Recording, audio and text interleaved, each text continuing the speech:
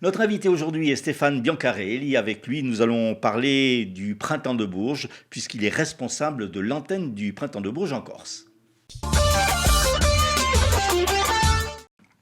Notre invité du jour est donc Stéphane Biancarelli, responsable de l'antenne du Printemps de Bourges en Corse. Bonjour Stéphane. Bonjour Philippe. Alors, on vous a invité parce qu'il y a l'appel à candidature pour les Inuits, ce qu'on appelle les Inuits du Printemps de Bourges, Crédit Mutuel 2024, qui vient d'être lancé. Alors, cet appel à candidature, à qui s'adresse-t-il?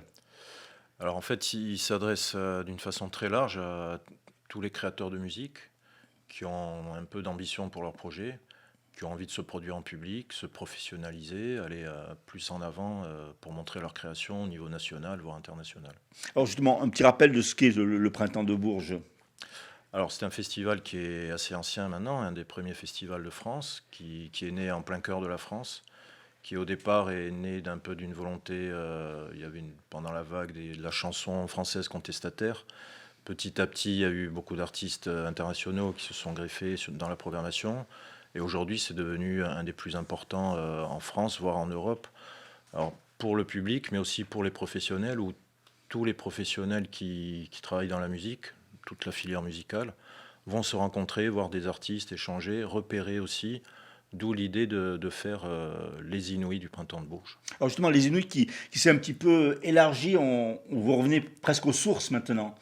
C'est ça, le départ c'était déjà ça, hein. C'était vraiment aller chercher les créateurs là où ils étaient, dans leur région, puisqu'il y a des antennes régionales.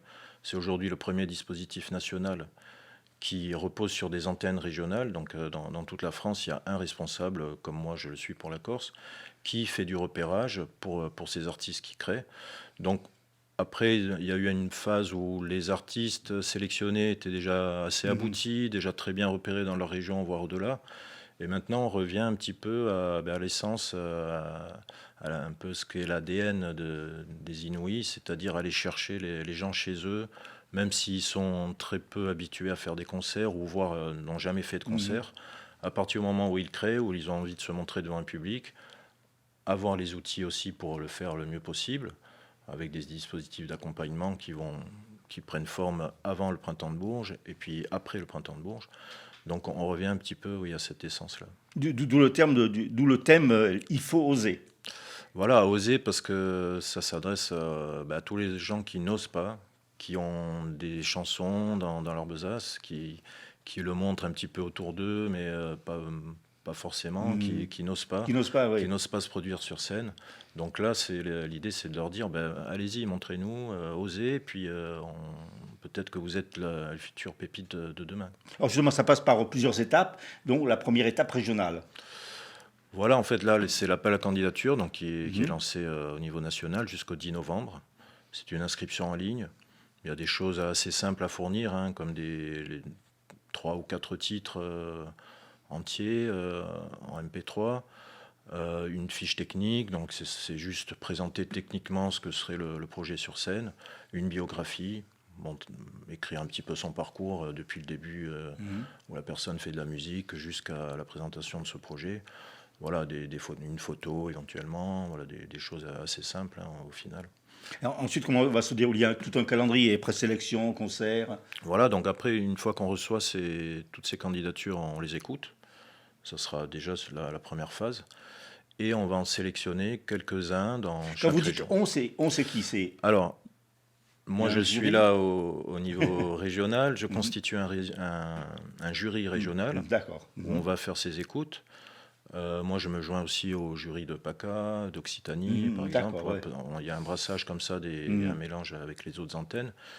Et à un moment donné, on va sélectionner parmi les gens qu'on a écoutés. Il faut bien choisir. Et voilà. Il y a un nombre précis ou non? Alors c'est des fourchettes en fonction du nombre de candidatures D'accord. qu'il y a dans chaque région. Et ça peut aller jusqu'à 4 artistes pour les plus grosses régions. Où là, on leur demande de voir sur scène ce qu'ils font. Parce que c'est quand même un dispositif qui privilégie en grosse partie le live. D'accord, oui. Ah, donc il y a des concerts audio, des auditions régionales, c'est ça? Voilà, des concerts en public hein, qui sont... Là, la Corse se joint à l'antenne PACA, donc souvent les concerts se font à Marseille, Aix, Toulon. c'est aussi une façon pour les artistes de Corse parfois de faire le premier concert hors de Corse, ce qui est aussi pas mal comme première étape, hein, même s'il n'y a pas de suite, c'est déjà bien de se produire en dehors de Bien l'île. sûr. Et donc ensuite, il y a la sélection nationale. Et ensuite, suite à ces auditions en live, il y a tout un dispositif où là, on est encore plus nombreux, où il y a aussi des conseillers artistiques qui sont vraiment des professionnels de la musique, qui sont engagés, il y en a 5 au total, qui sont engagés par Réseau Printemps, qui est la structure qui chapeaute tout le dispositif depuis Paris. Et là, il y a donc pendant une dizaine de jours, on revisionne des vidéos, on réécoute les titres, on rediscute, où là on parle vraiment purement artistique, hein, et de potentiel aussi de ce qu'on a vu, pour sélectionner les groupes qui vont se produire au Printemps de Bourges. Qui aura lieu du mardi 23 au dimanche 28 avril. Il y a eu des bonnes surprises côté Corse. Il y a eu des gens qui ont percé, qui sont issus du printemps. Alors, en tout cas, qui perçaient, après, ça dépend ce qu'on met derrière. Oui. Il y a des gens qui continuent à vivre de la musique et qui sont passés par là. Les derniers artistes, c'était le groupe Denis Rosies, qui s'est produit l'an dernier au Printemps de Bourges et qui démarre sa carrière. Mais il y a eu, depuis 1989, il y a eu pas mal d'artistes qui se sont produits. Bon an, mal an, il y a combien de candidatures à peu près? Parce qu'on chante beaucoup en Corse. Alors, on chante beaucoup. Après, le traditionnel n'est pas compris dans dans la palette du Printemps de Bourges. En tout cas, après, la chanson corse peut être c'est de la musique actuelle, donc ça pourrait très bien en faire partie. Alors, la Corse est la plus petite région déjà en termes démographiques, donc c'est à l'image de ça. Ça va entre 15 et 20 candidatures. Notre invité du jour était Stéphane Biancaré, il est responsable de l'antenne du Printemps de Bourges en Corse, et on se tient au courant pour les candidatures. Volontiers. Merci Stéphane. Au revoir.